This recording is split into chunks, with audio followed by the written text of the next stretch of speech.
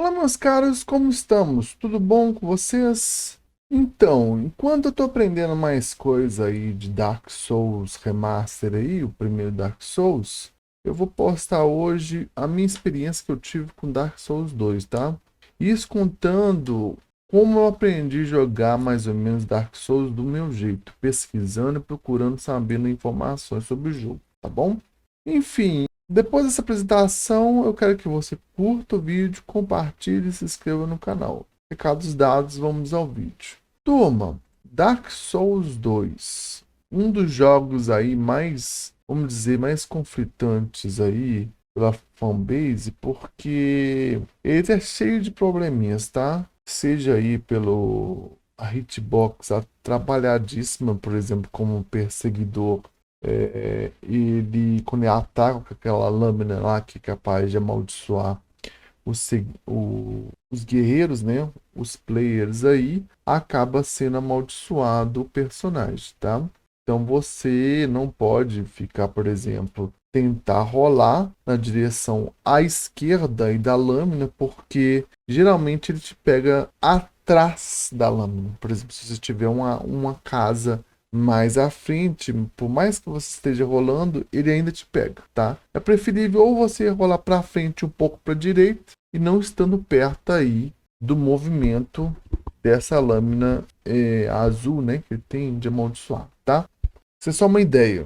Outro exemplo marcante aí no Dark Souls 2 é o Iron Keep, né? É onde tem aquela forja lá grande lá, depois aí daquela torre cheia de veneno, né? E tem aquela gorgona, tipo aquela medusa, né?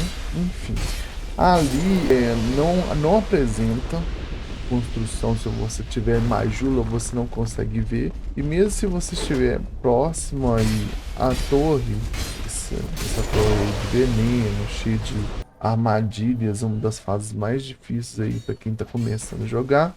Geralmente quem passa por ali costuma perder muita vida ali, né? E perder almas, enfim, rage kit na certa. Eu mesmo já passei por várias rage kits aí nessa fase, sabe? Ao ponto de querer largar o jogo e às vezes, por tanta falta de experiência, começar tudo de novo. Eu não sabia, não ia fazer diferença nenhuma se eu começasse ou não, entendeu? O importante aí ter uma certa, vamos dizer assim, uma certa distribuição de pontos, tá? Aqui o que manda é a adaptabilidade, né? Você tem mais recursos aí em agilidade para você rolar, tá? Conseguir escapar aí dos inimigos e ter mais frames aí de invencibilidade, tá bom? Isso é que manda nesse jogo, sacou? Porque aí você tem mais capacidade de você passar pelos inimigos, tá? E aqui tem uma coisa que, na verdade, aqui não tem uma coisa que tem no Dark Souls Remaster. E aí uma das coisas que o povo às vezes fica bolado é que você pode estar com a armadura e a redução dela, se comparado a você não estar com uma redução, é bem baixa. Você tem bastante defesa, mas a redução de dano é bem baixa se você, por exemplo, estiver com full set aí, tá? Um exemplo disso aí é a Ravel. Eu acredito que seja isso. Eu até pesquisei, não faz muita diferença aí o pois aí, que é a postura, tá bom? Por exemplo, às vezes se você está com uma armadura muito forte, Dark Souls Remaster, o cara tá te atacando e você pode me sentar a porretada que você não vai perder a postura aí, tá bom? No Dark Souls 2 não funciona assim, tá? O que manda aqui é a adaptabilidade aí para você conseguir fugir dos ataques dos seus inimigos, tá? Um bom cenário é bugado, a hitbox é bugada, tá? Mas uma coisa, se comparado aos chefes aí, eles são mais simples do que Dark Souls Remaster e Dark Souls 3, tá? Porque, por exemplo, Dark Souls 3 tem diversas fases aí para cada chefe, o que torna o jogo um pouco mais difícil se comparado aos outros jogos, tá bom? E às vezes você vai precisar aí de alguns companions para poder te ajudar, tá? você enfrentar esses chefes ou outras coisas mais. É um jogo assim, pelo menos eu achei, eu tive até dificuldades.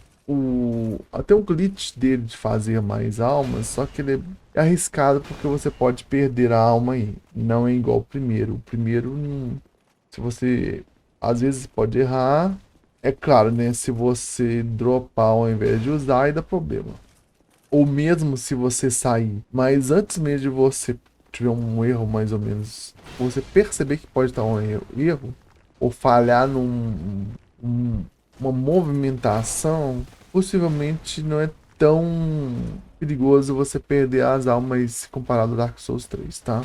Mas ele tem uma coisa diferente aos outros jogos que é a velocidade. Se você aplicar, por exemplo, destreza, você aumenta a capacidade em atacar seus inimigos. E aqui a vitalidade ela manda mais possibilidade de você rolar os ataques dos seus inimigos, tá? É muito importante essa disciplina aí. Disciplina não, esse status, tá bom? Cara, beleza. Só passei uma explicação mais ou menos rapidinho aí pra vocês. Por quê?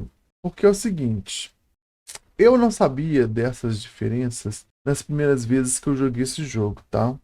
Eu enfrentava o último gigante, né? E depois, logo de cara, eu ia enfrentar aí o perseguidor. O perseguidor tinha um bug aí, você usando o arpão, né? Você consegue tirar muito dano dele. Mas mesmo assim, você tirando muito dano dele para você finalizar, se você não tivesse aí uma forma de você movimentar mais rápido, você poderia aí morrer pro perseguidor, tá bom? Perder a vida do personagem aí, tá? Então, cara, muitas vezes eu perdi também aqui. Muitas vidas. Foi um dos primeiros chefes aí que eu me fez ter uma raiva imensa desse jogo, entendeu? E depois eu fui descobrindo que existiam os caminhos aí que deveria seguir para ir liberando outros obstáculos, até chegar onde estava o Rotten, né? Só que eu não sabia as passagens secretas que tinha nesse jogo para ir para as DLCs, tá bom? As primeiras vezes eu não sabia não.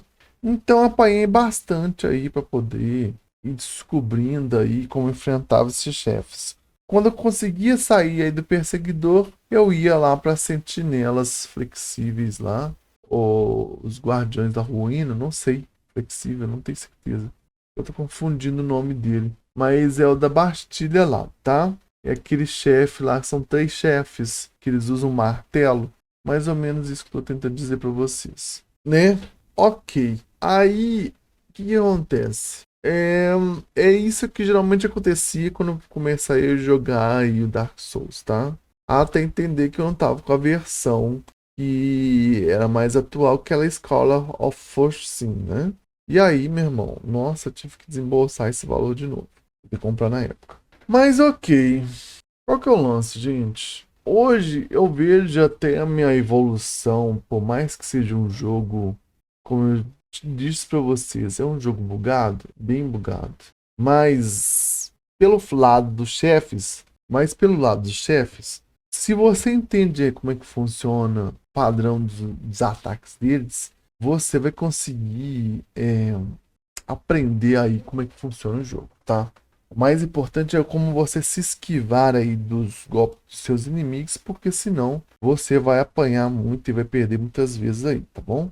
E bom, eu até fiz esse vídeo, até porque o vídeo de semana passada foi um pouquinho pesado, e eu achei assim, porque precisava dar uma diversificada, tá? Até porque eu já tinha falado de Dark Souls, eu preferi fazer um vídeo dessa vez de Dark Souls 2. E lembrando que é um jogo que muitas pessoas não gostam, tá? Tem a fandom, tem, mas tem muitas pessoas que não gostam. Paciência, eu acho que do jogo todo mundo pode escolher o que gostar, o que não gostar.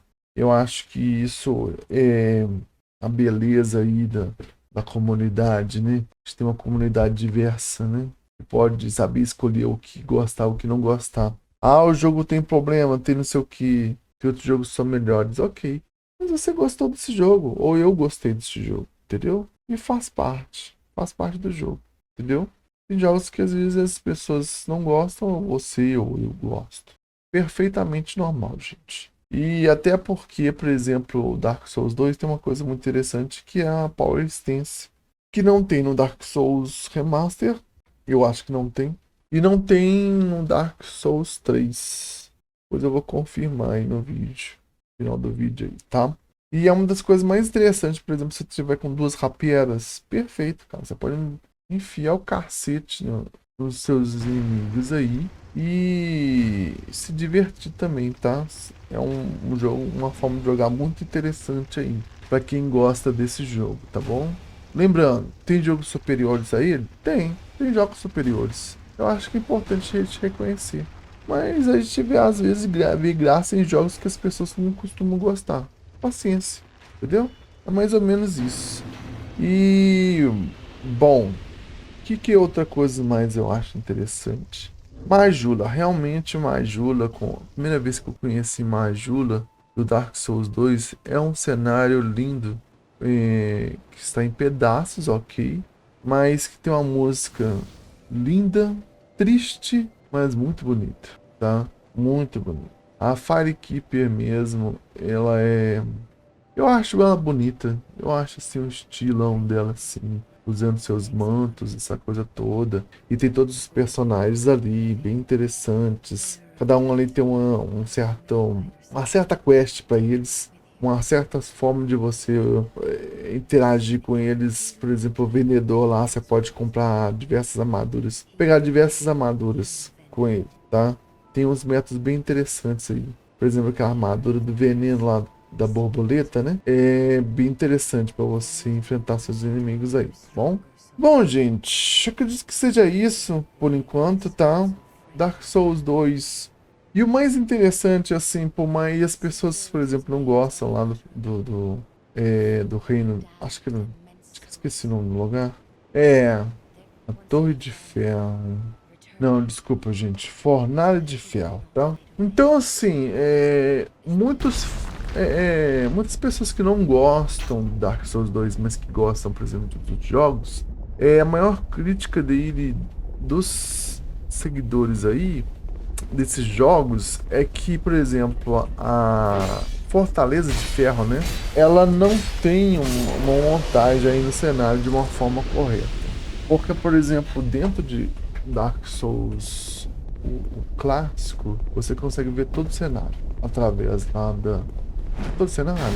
Você tem passagem para todos, de todas as formas para cada parte do jogo, entendeu? Você consegue voltar aí para Firekeep, Firekeep, a primeira parte do Dark Souls Remaster.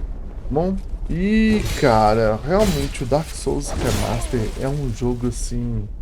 Por mais que seja antigo, eu acredito que vai ser muito jogado muitas vezes ainda, tá? Ele é um jogo muito, muito bacana.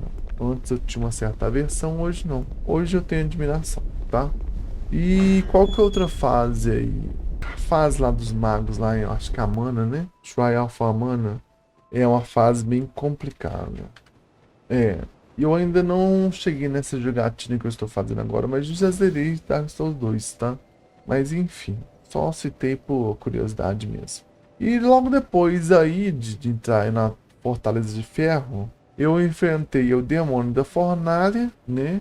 E depois aí o chefe final aí, que é tipo um Lorde das Profundezas, que é o Old King, né? Old Fire King, eu acho que é isso. É o antigo rei de ferro, tá? O antigo rei de ferro, gente.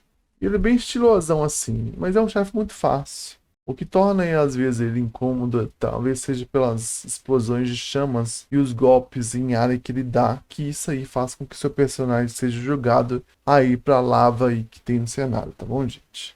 Mas tirando isso, é bem tranquilo, tá? Beleza? Cara, eu passei umas boas horas jogando esse jogo, tá? Até poder pegar as mães aí e entender que a adaptabilidade aí é muito importante aí pro jogo, beleza?